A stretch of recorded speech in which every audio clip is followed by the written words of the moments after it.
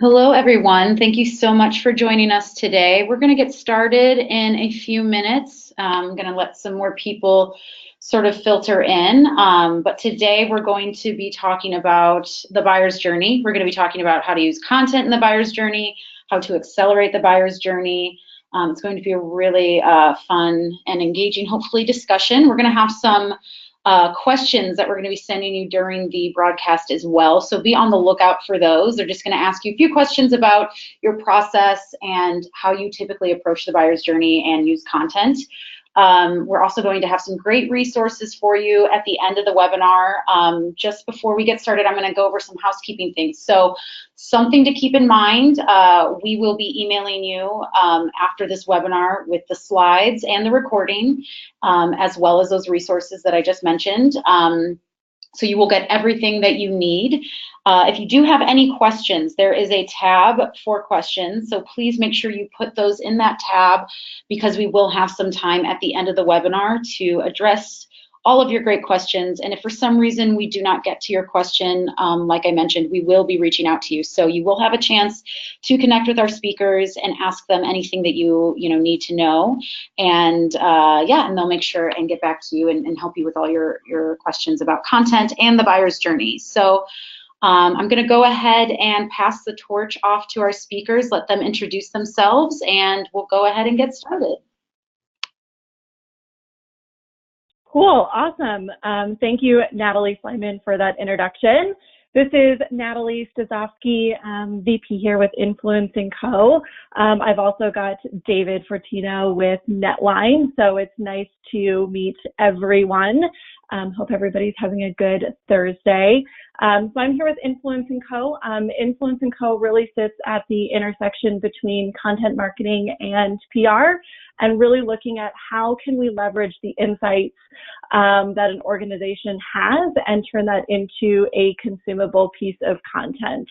So that's kind of us from a 10,000-foot view. So excited to talk through some of those elements related to content and sales today. David, I will go ahead and let you introduce yourself. Thank you. So I'm Dave Fortino, SVP over at Netline. I head up product, audience, and marketing. Netline is the largest B2B content syndication and lead gen platform on the web. We take a lot of that content that Natalie just kind of referenced that's already been designed and created and strategized around by clients and weaponize that across the web, specifically positioned at driving leads that build pipeline. Cool, awesome. Well, why don't we chat through a little bit about what we're going to be talking about. I think both Dave and I touched on this just a minute ago. So really kind of where I'm going to be focusing my part of this discussion today is really around sales enablement content, what it is, how you can create that, and then how you can leverage that content for different stages of that buyer's journey with you. Dave, do you want to touch on what you're going to be chatting through? Yeah, very similar kind of talking points coming at it from another perspective. Kind of setting the tone for my portion of the presentation will be very much about data being observed across our platform and what we're seeing across thousands of campaigns, regardless of the content strategy and or the content type that clients are bringing to us. Cool, awesome. Well, if everybody is ready, why don't we just go ahead and dive into what we're going to be talking about today. And really it's starting with what is sales enablement content and why is it important? And really it comes down to this intersection and collaboration between your sales teams and your marketing teams. When we think about a buyer's journey with you, 74% of their journey is halfway done before they even contact a sales rep.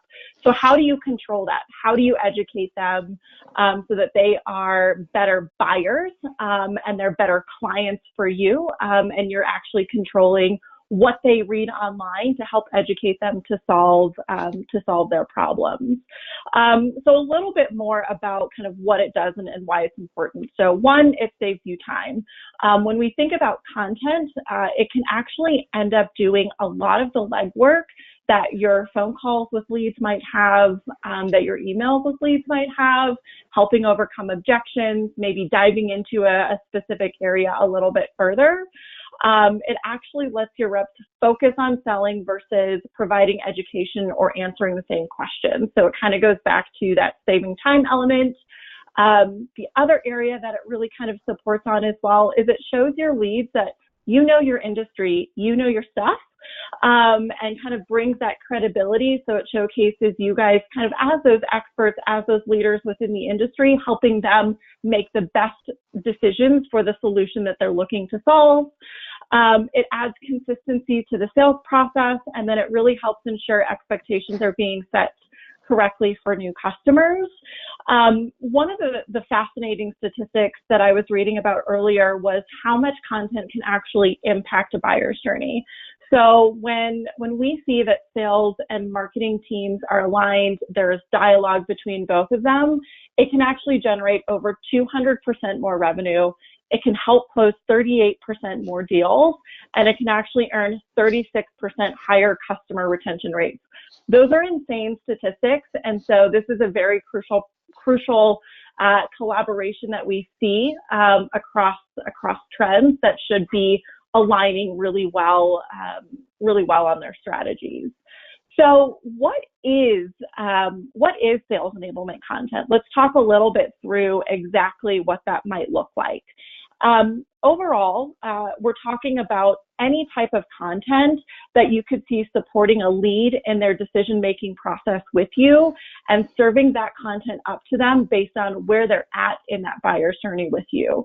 So this could mean blog posts. This could mean guest contributed articles in specific media publications that you're wanting to reach. This could mean white papers or gated pieces of content that you're using as kind of a lead magnet tool for somebody to dive into a little bit more in depth.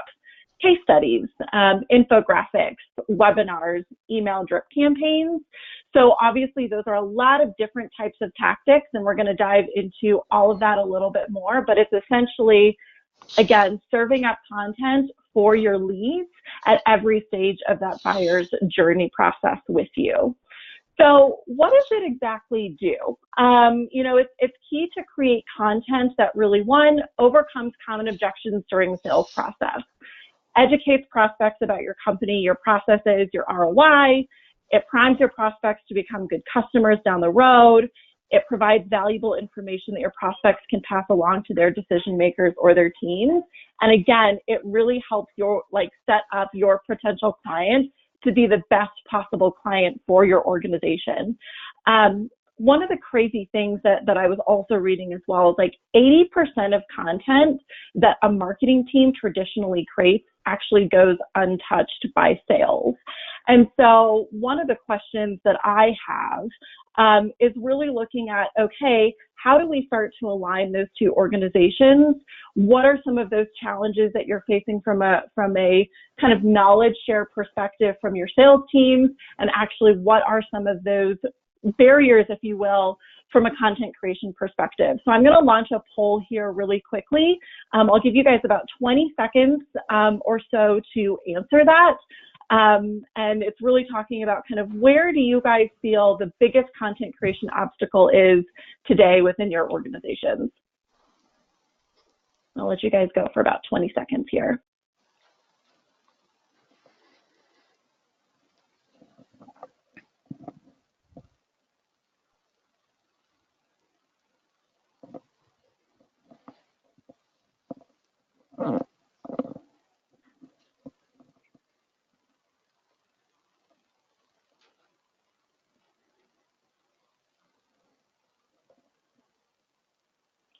All right, I'm going to close the poll. Looks like close to 70% of you guys voted.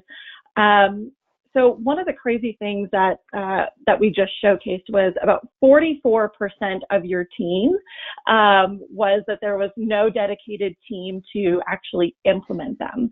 So let's talk through some different ways that we can look at how do you get some of that expertise and that knowledge that your sales team is facing on the front lines and transfer that knowledge to the marketing team so they can actually help you guys develop content that's going to alleviate those barriers.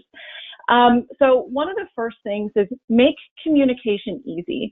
Something that we've actually done at Influence & Co. is like we've created, we use Slack as an internal communication tool. So we actually have we have a marketing channel, we have a sales channel, and both the sales and the marketing teams are in both of those. So if we have common barriers that are coming up in the sales process, or maybe we, have something that we want to give a little bit more support to that maybe a lead had an objection about, I can essentially go in there and ask a question and our marketing team responds. And this also goes into brainstorming content as a group. We actually have monthly kind of inside sales meetings where the marketing team gets together, the sales team gets together, and we honestly just have a conversation for what content have you guys been leveraging, what conversations are you guys having.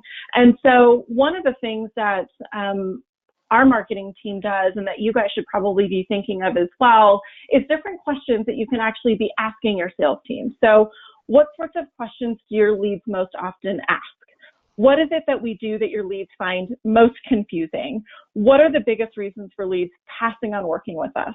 What part of our process could use some type of visual representation? Are all great questions. So it's really, again, creating a dialogue between your sales teams and your marketing teams is honestly that first step, and really making, again, that communication between those two departments seamless together. So another area that we can also look at is using content idea submission forms. So the interesting thing about sales reps is sometimes inspiration can hit you anywhere at any time. And so if there's an easy way that the sales team can, submit a form, or maybe you have a survey that somebody can just go in and say, I have this awesome idea for a blog post. It was a conversation that me and a lead had, is one great way to do that. The other area, which I think is really interesting as well, is having the marketing team shadow you on specific sales calls. When you're on those sales calls as a marketing team, keep an ear out for common questions or trends, or how is your sales team responding? How are they overcoming objections? What would be good collateral to support the responses that your sales team is having? And this will really start to help you prioritize what type of content is going to be best utilized and most valuable to your sales teams. And so it's really looking at, okay, how can we, again, your sales team is on the front lines. They're the ones talking to potential customers day in and day out. And so if the marketing team can basically get a lens into what those conversations look like, they're going to be more able to essentially fill that salesperson's toolkit with the tools and the content that they need to, again, best serve that potential client and the experience that they have with your organization.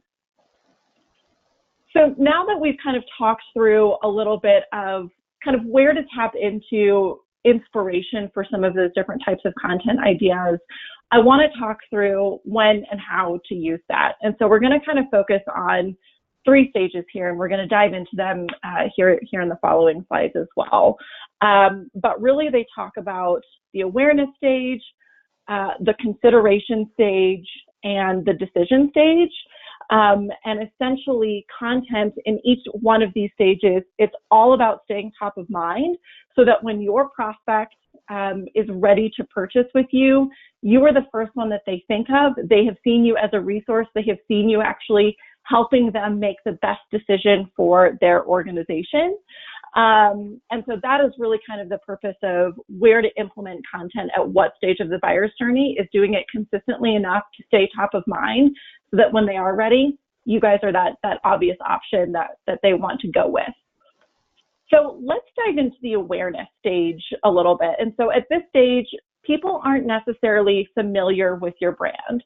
So this is all about building that awareness, building that credibility with your organization, and validating the expertise that you guys have, so you guys seem like a viable option to them. And so types of content that you can think about at this stage might be some of those earned media opportunities, guest contributed content and press mentions, for example. This really one helps you tap into potential clients externally off of your site. You're also getting that third-party validation from these specific media publications, if you will, that can, again, validate that expertise that you have. And you can use it as a way to draw people into your ecosystem, into your community, so that you can educate them further. So typically in this awareness stage, somebody might not be ready to buy yet. They have a problem and they might be searching for solutions. And so getting yourself in the mindset that, somebody might not buy off of a guest contributed article the first time that they read it, but it's starting to showcase that awareness of who you guys are and your philosophy and how you think about a specific subject matter. If we go into the consideration stage, this is where your website is honestly really going to play a huge tool in this whole process. So thinking about on-site content. So when I'm talking about on-site content, I'm talking about blog articles, case studies, infographics, things of that nature, and then also gated content. So essentially using gated content to show how you might be a solution for their problem, and then gating it so you actually have like a lead capture tool so that you aren't losing somebody who might just be coming to the site, reading an article, and then bouncing off. You're actually having, a kind of a streamless lead capture tool there. And again, this is really where you're going to, lead people to valuable on-site content like a blog post, show them how much you know about that specific subject matter within your industry. This is where you can really start to go into the weeds on trends, how, specific industries might benefit for this, how you should be thinking about something like that. And again, making sure that you do have some type of lead capture tool like a gated piece of content that allows you to capture their email addresses so that you can add them to your email marketing campaigns and nurture them on an ongoing basis. Because still at this consideration phase, they are still not 100% sold that you are the solution. They are doing their homework. Obviously, if they're engaged within your community, it's about staying top of mind. So with any of these pieces of content that we're going to talk about today, it is about consistency. It's one blog post isn't going to do it. You need to make sure that you're building off of it and having that consistent flow of content. And so if we go into the decision stage, this is really where you're going to be able to, they've engaged with you, they've given you their email address so you know that they're interested, but now it's a timing factor. So how do you, again, stay top of mind with them until they're ready to purchase? So for instance, email drip campaigns allow you to share content that might address their pain points based on their understanding of what you do and how ready they are to work with you as well. One of the interesting things is a lot of times, and this goes back to my comment about consistency, a lot of times organizations will only send one email. And honestly, that's probably where you're failing. Typically, it takes between 7 to 8 emails for someone to respond. And so making sure that you can have those consistent, valuable touch points and leveraging content that the marketing team has created in order to provide valuable information to them, so it's not like a constant sales pitch to them, I think is really key. So like one of the things that we have on our team, just to be really transparent with you guys, is, if somebody engages with, or downloads a white paper that we have gotten, typically our inbound SDR is actually reaching out to them saying, hey, I know that you downloaded this white paper. Here are other types of content that we think would be really valuable. Do you think that it makes sense to hop on a call to discuss what your current content marketing efforts are, how we can be a resource, or at the very least, just point you in the right direction so that you are making, again, the best choices and the best strategy for the types of content that you are creating. So in terms of when we're looking at content for the sales enablement process, it really goes back to making sure that, one, your sales and marketing teams are aligned and there is open communication between both of them. We've seen a lot of failures when sales and marketing honestly operate super separately because, again, those salespeople are talking to those prospective clients day in and day out, and they know what those leads are looking for. They know what objections are constantly being faced. They know what other competitors are doing, how we're being compared to competitors as well.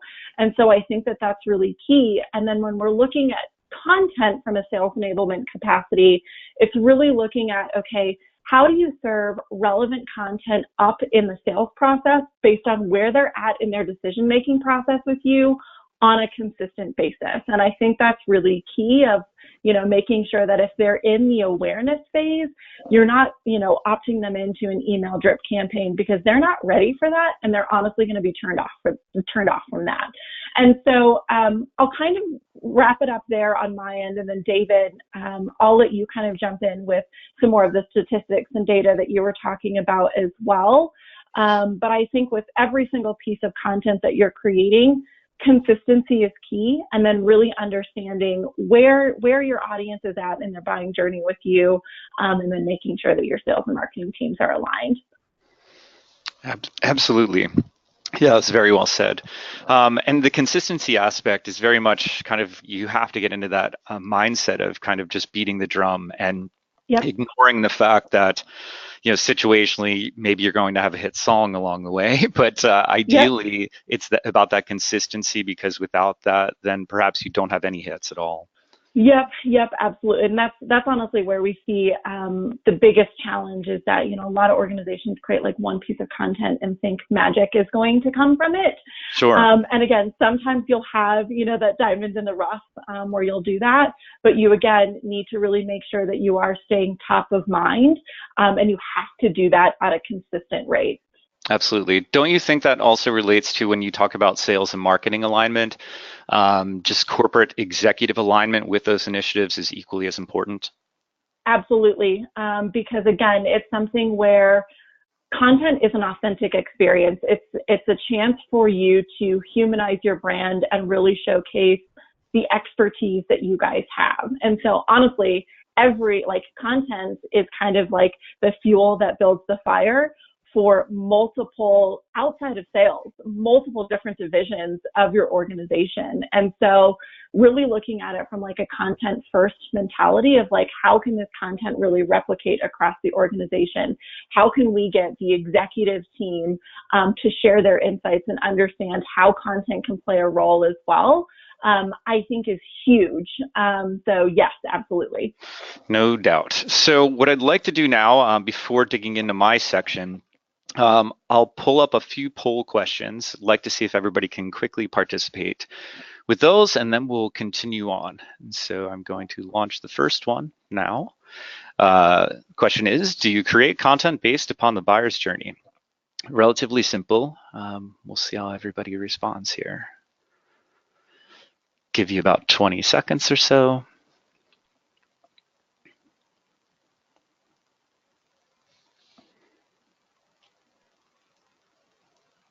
And I'm going to close the poll. Okay, so Evo, can you make the slides full screen again? Thank you. It looks like about 60% of you said yes, which is great. And can we jump forward a bit on the slides? Thank you. Perfect. So 60% of you answered as yes, which is great. Clearly, there's a lot of room for improvement there as well. Before proceeding to the next edition of the deck, I'm going to follow up with just one additional question. I'm going to launch that now. And this is getting into your confidence around rating a prospect's place in the funnel, assuming that you actually answered yes to that prior question.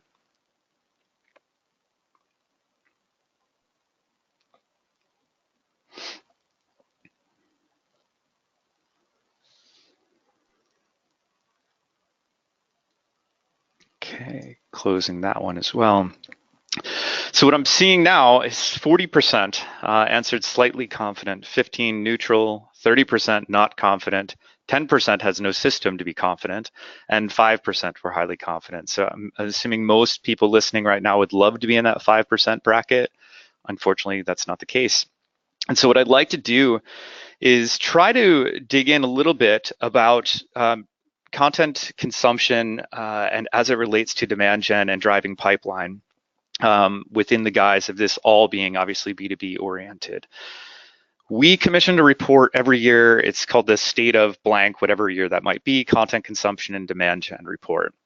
What it's doing is taking a holistic view across our entire platform, whereby we're processing usually in excess of 8 million leads for our clients.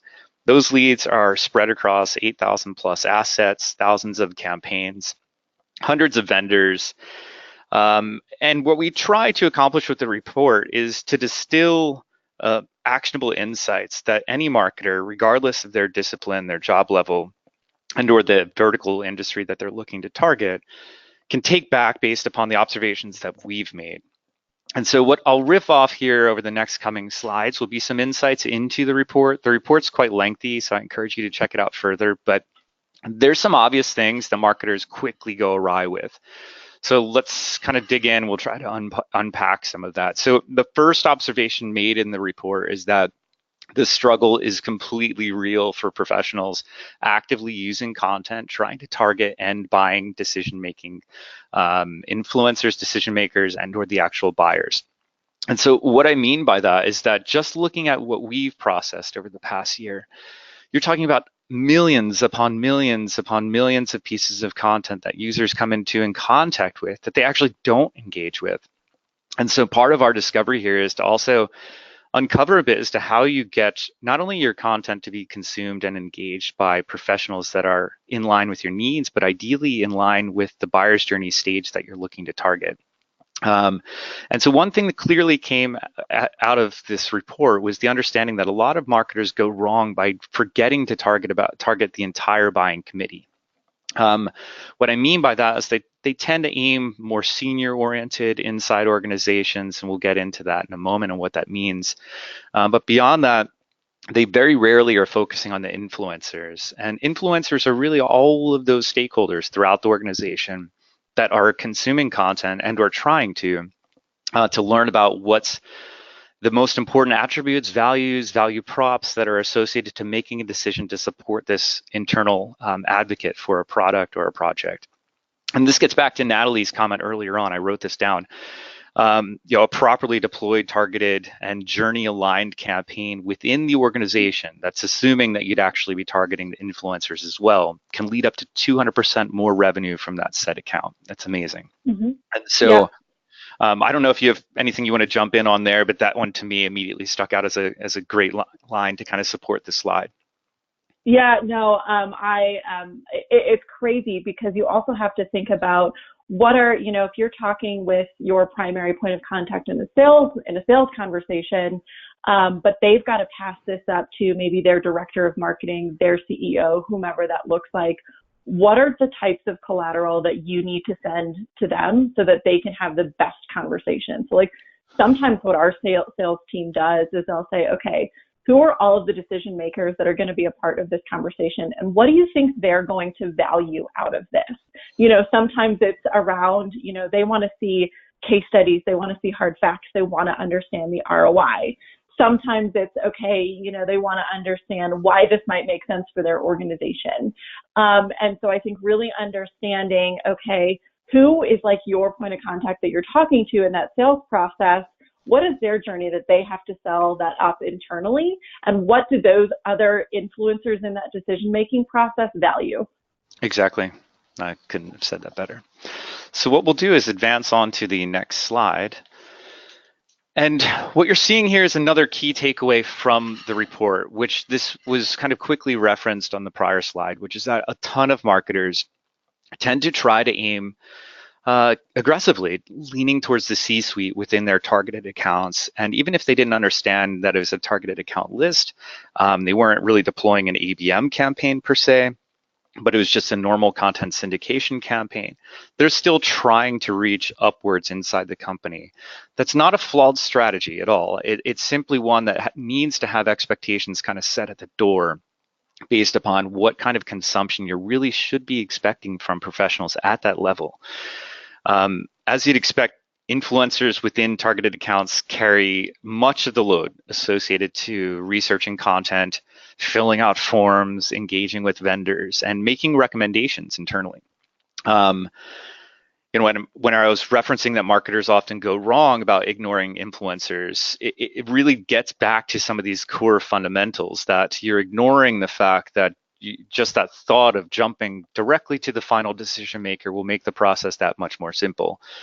In reality, I'm sure many of you have been on the phone or on this webinar and have actually had your CEO come to you and say, a vendor just pitched me on this. Sounds great. I think we should do it. But here it is. It's on your plate. What happens next? More often than not, you find the reasons why you're not going to recommend doing this, and now you've got to go back to the CEO to communicate that. They weren't actively in that hypothetical scenario actively targeting the influencers. It was simply a decision to go straight to the C-suite. Part of that also gets complicated as it relates to the C-suite's consumption kind of velocity. So as they consume content, it doesn't matter how amazing it might be, they're very busy people. So they might fill out a form, they get their thank you email, they open up a PDF, and then they bail. Or it's a webinar and they start 2 seconds of it and then they get called into a meeting. All of those things build up to what we coin the content consumption gap. It's basically the tracking mechanism we have in place by the time a professional receives content to the time they actually consume it. C-level professionals ultimately are consuming content 21% slower than peers, regardless of their level inside their organization. So think about that. That impacts everything from follow-up emails, that impacts your nurture path, that impacts how a sales rep might follow up with the account. Because if you're calling that person and trying to set the stage that they've immediately viewed their webinar or read your ebook or white paper, in many cases, the more senior you go, it's highly likely that professional actually never had a chance to do so. This is further complicated in larger organizations with less consumption, less adoption, and less absorption being delivered across that level of the company. At the core, some of this is really common sense, but I think it takes data to open our eyes to that. And so what I'm going to do is advance the slide again. And we're going to start talking about ways that you can actually make an impact aside from taking those observations into play as to how you roll out filters and targets moving forward. But this notion of weaponizing content is something that we really try to aim for internally, but we also try to strive to articulate to our own customers. And so Natalie earlier eloquently described kind of how to develop content aligned with the buyer's journey and a lot of strategies around putting that content into action. The one thing that we tend to see, and as part of our business model in full transparency, is the ability to really turn that content into a weapon with strategic guidance, right? Which is saying that we can explicitly define not only the types of target accounts that you should be aiming towards, but the types of people by job area, by job function, by job level, company size, industry, sub-industry, and so on. And what that does is it takes a lot of the guesswork out of people coming to your site, perhaps reading an article, perhaps even filling out a form, but you're kind of waiting for all of those things to happen. So you're certainly putting a process in play to make sure that that happens. And so I try to recommend kind of an inbound heavy or centric strategy as kind of the core of your being when it comes to marketing strategy. But if you're stopping there, then you're systemically flawed in terms of where you go from there, because it's not the old, and I think this was like a Wendy's riff, was if you build it, they will come. That's certainly not true. Some people do, but not enough to make it to be a viable and persistent kind of self-contained channel thriving of success. You need to augment. And so imagine if you could control exactly who's seeing your content, and only those people that you decide are discrete enough that meeting your criteria would be those that actually engage with your content. And so carrying forward, this starts to get into different pricing models and economics that are, I think, fairly well known throughout the web, especially on the B2B side of things. But there's a number of different pricing models predetermined to drive success as it relates to alignment with buyer's journey lead gen. And so anything that's remotely associated to kind of a cost per lead structure is something that quite honestly just makes sense for you. When you're talking about trying to drive pipeline and trying to acquire leads, but paying on clicks or traffic or CPM basis or a flat rate buy, all of those things should make you kind of wonder and question, well, is that vendor, is that channel having the same amount of skin in this that I do? Am I rewarding the right metrics from that vendor as well? Paying somebody for traffic and then all of the downstream conversion efforts on you. To me, that's a tough sell. I know some of you are probably actively doing that, but it's certainly something to consider. So if you're imagining kind of your inbound efforts as that core of your content strategy and being, in order to directly engage with buyers actively researching off your site and off of where your content has been picked up thus far, I think you need to tap into platforms where those people are actually conducting research. So the first thing is, where are those people? And so I try to dumb this down a bit and trying to imagine that we are a food truck.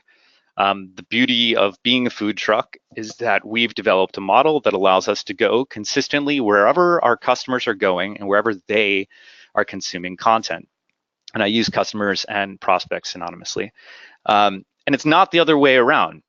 To me, committing budget to a static audience, perhaps a destination-based brand, is akin to kind of committing rent or signing a lease to poorly located restaurant location.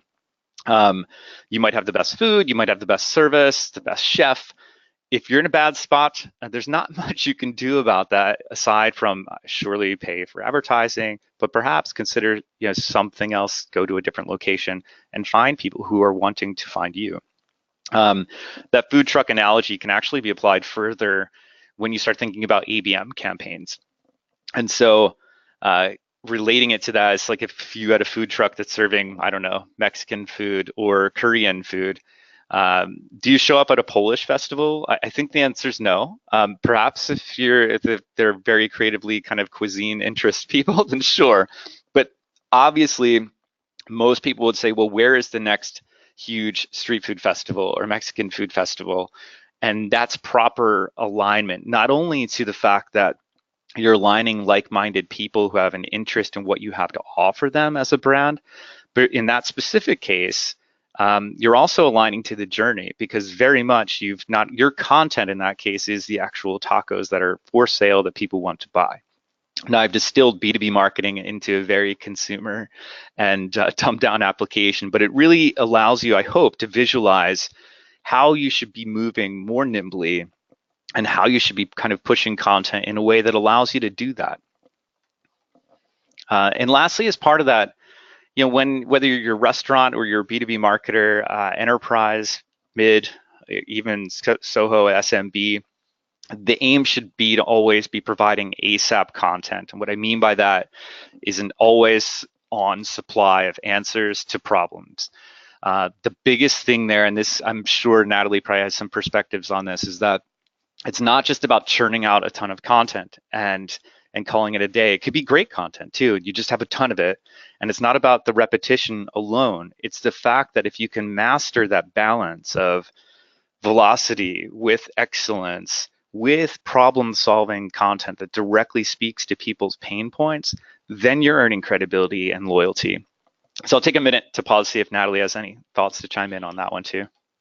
Yeah, you couldn't have hit it more on the head with that comment as well. I mean, it's something where when you have that insight into, what kinds of conversations like your sales team is having, it really starts to help you prioritize that valuable content that you should be giving to them, and when you should be serving that up as well. So, 100% agree. Cool, that's great. So now we get to this magical idea, which every sales team wants to see from their marketer, which is, okay, we love the leads that are deep in the funnel. Now we are asking and begging you to accelerate that. How do you go about doing that, right? You've got this content machine in action. We're creating a ton of content. There seems to be alignment not only with personas, but stages of the journey. There's just not maybe the volume or the frequency that sales wants to see net out at the bottom. And perhaps there's never a perfect solution there, but there's always ways to impact things. And so what we can start to think about is offering content that reveals intent. And what I mean by that is that through immediacy and persistency, you're able to kind of go to market with this idea in two different paths. The first would be capturing in-market intent signals from prospects by offering additional content during their moment of peak engagement.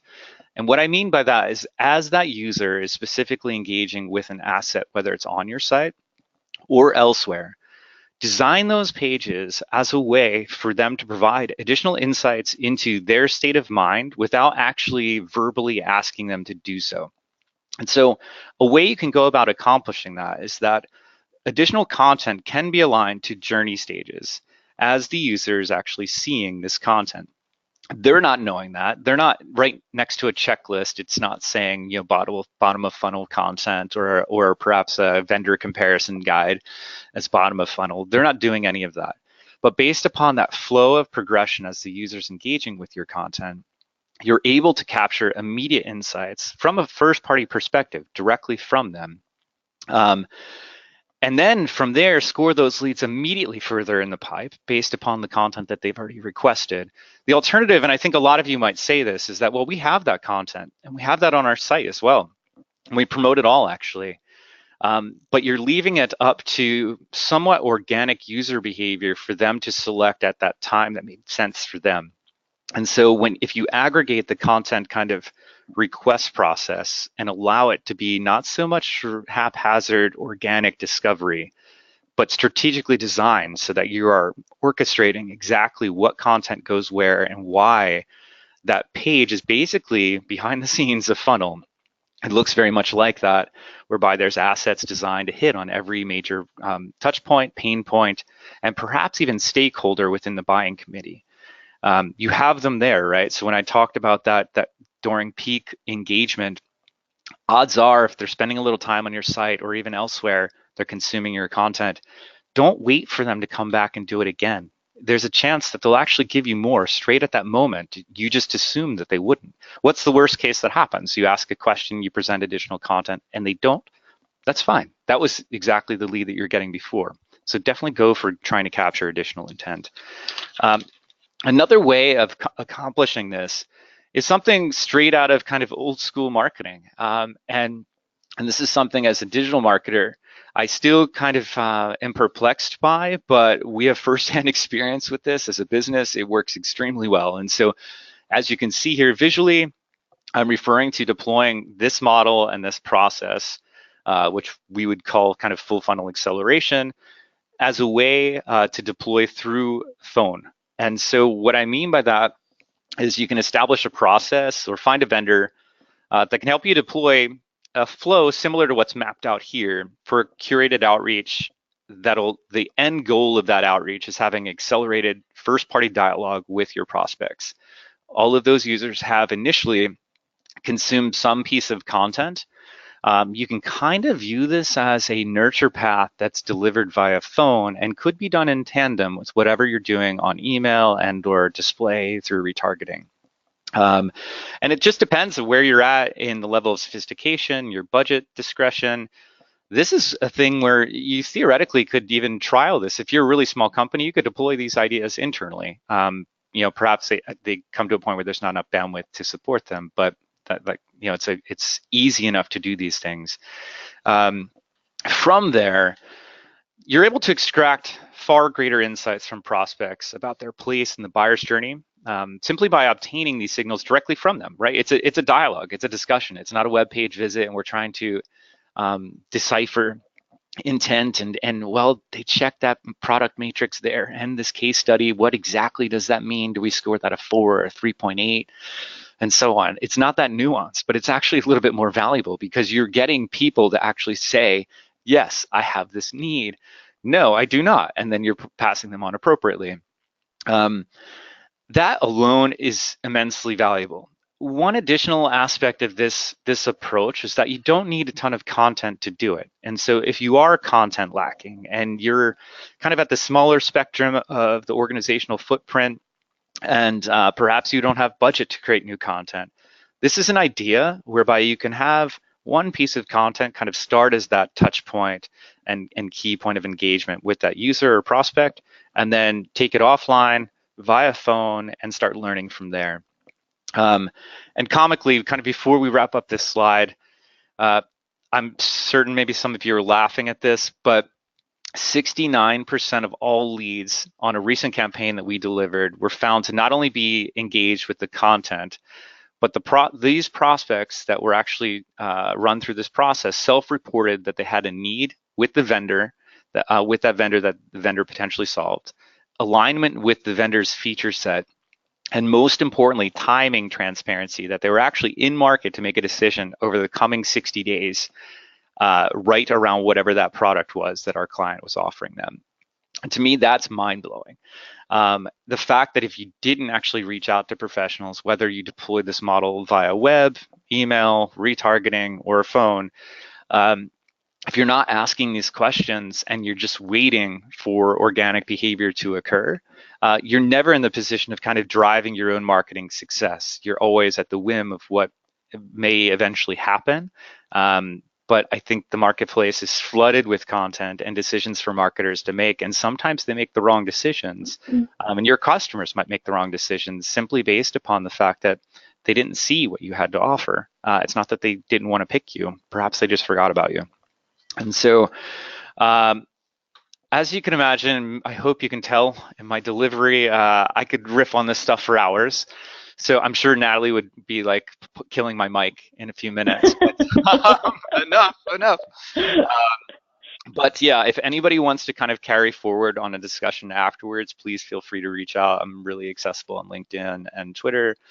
At the core, I just hope I've armed you with some insights into kind of how content's being consumed across the B2B web. But most importantly, I hope I got you thinking about how you can take next steps towards driving and predicting your own success. No, Dave, I think that's phenomenal. One of the things that stuck out to me as well, and I think this plays to actually the current audience that we have here, is a lot of the challenges that the audience here has. I think over 45% of you voted that the biggest challenge with like content creation was you just didn't have like enough, like you didn't have a dedicated team, or it came down to a timing capacity. And so it's not about the volume of content that you're creating, it's the quality, and then also figuring out what you can do and how you can kind of leverage the value of like one piece of content across multiple different platforms and engagements. And so obviously, I'm happy to chat as well, and I could probably talk about this for days too, of if you guys are struggling with content creation, ideas, where to start, how this fits into the buyer's journey. Always happy to set up a conversation around that. It's free, like we can just have a conversation, reach out to me on LinkedIn, my email, whatever you guys think is necessary, because I'm as accessible as Dave is. And then the other thing as well, which we're going to be sending out in a follow-up email, is the Content Marketer's Guide to Sales Enablement. It really drives and goes more in depth into all of the different areas of how basically the sales team and the marketing team can be aligned, and what are some like tangible examples of how to do that. So you can again start developing content that's going to relate to what those customers are, which I think, Dave, goes back to your point of the dialogue. I know one of the questions that actually popped up while we were talking as well, of like, how do you identify the influencer segment? Like, what are the key indicators that define them? And I think a lot of that is dialogue when you're first talking with someone, right? You know, it's understanding, what does their landscape internally look like? Who are all of the different people that are going to touch this? Because we kind of call it like false hope sales, when you have maybe sold, you know, your initial point of contact, but you have no idea that they actually have to present and sell this to their board. So you're really Absolutely. only about like 50% of the way through that sales process. And if you don't understand that, it's going to kind of derail a lot of kind of that momentum that you thought you were having. And so I think a lot of understanding what those like influencers are is that dialogue that you were talking about on your last slide, of just really understanding who are all of the key players involved, who's handling what today, so that you can, again, kind of get eyes into see, and they'll like straight up ask them that. I mean, they appreciate that. If you're asking those questions, so you can actually come to the table with solutions and advice and education of what they should be doing, how you can help them sell this internally, they'll appreciate that. Completely agree. And I would say to those that might think that's a bit scary, that every prospect could have a completely different influencer committee or buyer committee. If you are selling in a verticalized strategy, or if even there's some commonalities between your kind of core customers and where they fall in, maybe there's a unique industry that they're in, or a unique job market that they're serving, or a product offering that they provide, it'll allow you to distill things into, more traditionally understood, like a persona that you could associate to a buyer's journey, just so you can kind of like matrix those things and have a good baseline going into a company. But surely every company you interact with has one person lurking somewhere that you did not plan for. And you've got to be prepared, not only from a selling strategy, but from a content perspective, to arm yourself with material to educate that person and gain buy-in. Absolutely. So I think lastly, we've got one more slide where, similar to Natalie, we will be providing the many times cited full report for the 2018 State of B2B Content Consumption and Demand Report shortly after this is complete. If you don't get it, reach out to us, but you should be receiving it shortly. Yeah, so we did have some time for questions. Natalie already addressed the one question that we had pop up, but I did want to ask some few things based on the poll, and just see, Natalie, and David, if you have any tips as well here. Based on Natalie's poll, it seems like the biggest concern with the viewers today regarding getting started with a content marketing plan was that they just don't have a dedicated team to implement. Do you guys have any tips on how to kind of address that concern, or any ways that, even if you don't have a dedicated team, or if you're very limited with resources, how you could get started on creating content? Yeah, and I think I'll go ahead and tackle this first, and Dave, feel free to jump in as well. I think one of the areas that even might need education throughout the organization, so it can help you get those resources as well, is how much content can actually impact that sales process with you, how it can actually overcome objections, and how it can, close 38% more deals, or, it earns 36% higher customer retention, or generates, 200% more in revenue. Those are huge numbers.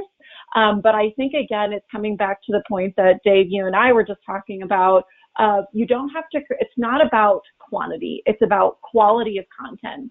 So for instance, if you want to create and focus time on, developing one white paper, but looking at what are all of the different content assets that you can pull out of that, right?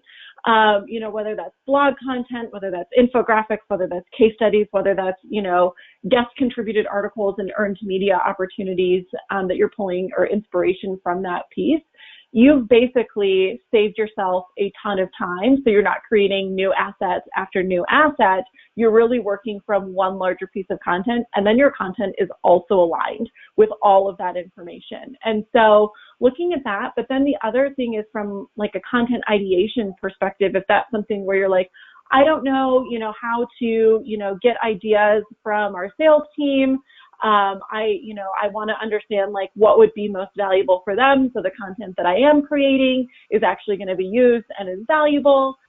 Going back to some of those comments that I made about, create a Slack channel that has your marketing and your sales teams in there, and just start talking about that. Maybe you create like some type of type form where if your sales team, they're like, oh, I just had this conversation with this lead, they're really, concerned about how we compare to this competitor. Let's get, a piece of content that talks through that. Or they don't understand what ROI they should be getting out of this. So how do I help follow that up. And we've actually seen it shorten sales cycles. So I think a lot of it goes back to the education of the value that it can provide in an organization, but then also making it really easy to source those ideas. And then again, it's not about quantity, it's about quality, but also making sure that you're doing that on a consistent basis. So Dave, I'll let you chime in there if you have anything else to add.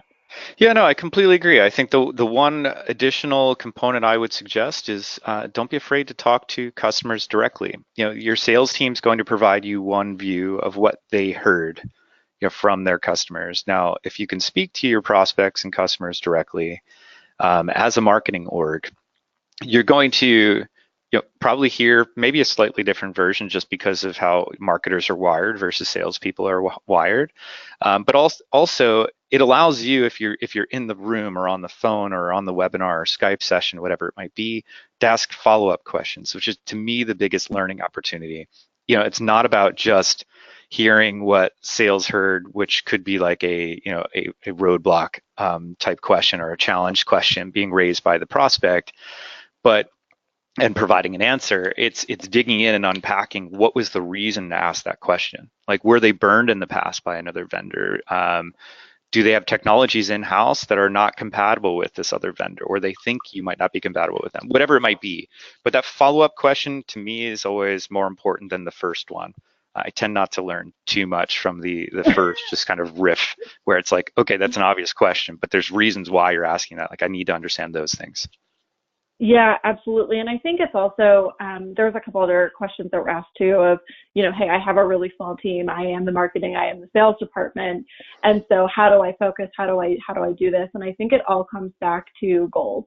And really understanding what is that primary goal that you are looking to accomplish. How are you getting measured? And that will really start to help dictate what type of content we should be creating. Is your goal lead generation? Well, maybe the first question you should be asking is, okay, how am I capturing leads? Do I have any piece of content where I can actually, capture somebody's email to do that? And so that might be a gated piece of content, right? And so that's where you should start. So I think it really comes back to understanding too, what is your first goal, your secondary goal, and your tertiary goal, so that you can understand where that focus comes into play. Because like, if you come to us and you say, well, at Equal Table, our goals are thought leadership, SEO, and lead generation, it's really hard to do all three of those well. So like, what is the ultimate thing that you guys are getting evaluated on? How are you going to be measuring that success? And then figuring out what are some of those core pieces of content that you guys need to have. Because I think the worst thing, and Dave, you'll probably agree with this as well, is when you're just creating content to like have your blog updated. That's not doing anyone value, and it's taking up your internal time, and you're likely not getting the engagements that you guys are wanting to see from that. And so I think before you even jump into the content creation world, really understanding what is that ultimate goal that you guys are wanting to accomplish, and how are you being measured by that, and where do you need support? What can you feasibly do versus not, and making sure that you set those expectations with yourself, with your leadership team, and then identify if you do need to bring in resources or how you need to focus on that. Completely agree. In terms of measurements, I'll speak for our side. We are directly responsible for driving pipeline. Yeah, that's the most important KPI. Do we have other ones? Yep. Absolutely. But that is our kind of North Star in terms of everything that we do. In terms of our approach to ideation and whatever gets published that sees the light of day, all of it is very customer centric. And so a lot of it has to do with us talking with customers. Somebody says they've got a problem with how we integrate with Marketo and they're not sure how it works. Well, before you know it, there's a full blog post series, social series, and a companion video channel that's on YouTube. Those types of things are, sure, they're a little bit reactionary, but they're also, if one customer or prospect's asking that, it's a great opportunity to shape perception, not only for that one, but correct the market moving forward. It gets back to, if you're struggling to find a place to focus and your management, or if you are that person, just lacks the ability to make a decision to go in a specific direction, use your customers to guide you. They'll tell you without even asking that question. You'll hear other things that's on the top of their mind. That's where you can start. Yep. And I think by having that understanding of like what you're experiencing, even if you are a person of one, if you're responsible for sales and then figuring out how to market to them, you know, having those conversations with your customers and understanding what are those objections that they're constantly having helps you prioritize what content you should start on. So 100%. Great. Okay, I'm not sure if you guys saw this other question.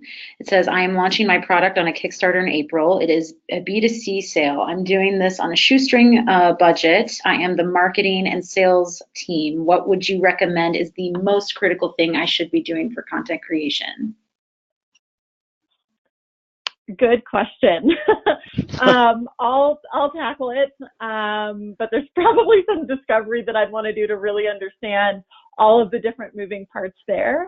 But I think you have to start with what I was just talking about, that end goal. You know, is it something from a Kickstarter perspective? Are you guys just trying to, you know, get validation behind your expertise? Are you trying to bring that awareness? Or are you needing to make sales? You know, where does that priority lie is the first place that I would start of what you want that to look like. So Dave, I don't know if you have anything else to add. Well, I think there's a few things that just popped into my head now, not knowing the vertical or the channel that he's focused on or she's focused on. I'm just throwing some nonsense out here, but let's give it a shot. So the first thing I would do is try to identify like-minded communities that exist throughout the web, whether that's on social. Reddit might be a great place to get some direct product feedback, even pre-launch, since you're using Kickstarter. By doing that, you might actually be able to turn some of those people into brand advocates and design a compensation program in Kickstarter to kind of further feed that fuel by driving additional kind of outbound promotions on your behalf without actually these being like true social influencers that you're paying, right? They're just getting a better package by going into Kickstarter on your offering. Beyond that, I do have a question because I'd never used Kickstarter, but immediately I was thinking, why not retarget people that actually saw your listing on Kickstarter? So the question to Kickstarter is, could you fire a retargeting pixel, or do they allow you to do that and target those folks elsewhere? Beyond that, I would try to somehow pull together a list off of Kickstarter that would allow you to nurture and learn from these people a little bit more, whether that's within Kickstarter. If you can't retarget beyond there, then I'd actually throw up, whether it's talk with the CEO kind of thing, something direct feedback to the CEO or product developer or inventor, and try to create a dialogue there. You're going to not only build a better product by the time it's released, but I think more importantly, as people start hearing that this is happening, you're creating incredible loyalty, and that becomes a story that you can tell. I think currently a company that comes to mind that's doing this today is OnePlus. They're a phone manufacturer. They build Android phones. Their entire business model is distilled into a statement, which is never settle. The idea there is that their customers, this is for years now, are driving the entire product roadmap. And so that's been not only their marketing story now, but it's become their brand identity, which wasn't obviously their goal when you set out to do that. It's like you have no idea how it's going to go. Customers could hate you, but they turned it into something that is extremely powerful and well beyond kind of the scope of their brand as anyone would have thought it to be. Yeah, so I think, essentially crowdsourcing the community that you have there and getting their insights to help shape that story as well. All right. Great. Well, thanks, guys. That's all the questions that we have. Thanks, everybody, for tuning in. Thank you, Natalie and David, for your wonderful insights and guidance. We will be emailing you all shortly with everything, all the resources you need, but do not hesitate to respond to those emails with any questions, anything at all. We are at your service. So thanks again, everyone, and thanks again, Natalie and Dave. Take care. Thank you. Of course. Bye, guys. Bye.